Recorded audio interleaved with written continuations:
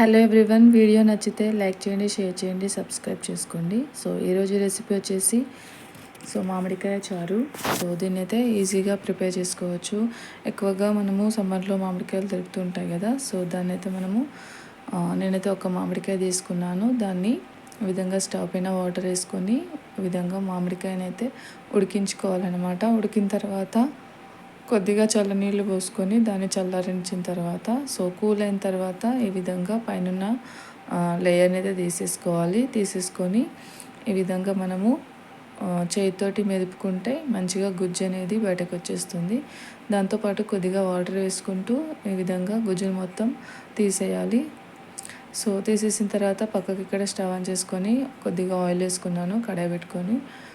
జీలకర్ర, ఆవాలు, ఎండినమిర్చి అండ్ పచ్చిమిర్చి, కరివేపాకు ఇవన్నీ ఫ్రై అయిన తర్వాత ఇంతకుముందుకు ప్రిపేర్ చేసుకున్నాం కదా. మ్యాంగో రసం అయితే వేసుకోవాలి. వేసుకున్న తర్వాత తగినంత సాల్ట్ వేసుకొని ఒక 2 నిమిషాలు మరగనిచ్చిన తర్వాత సర్వ్ చేసుకుంటే రెడీ అయిపోతుంది, అంతే.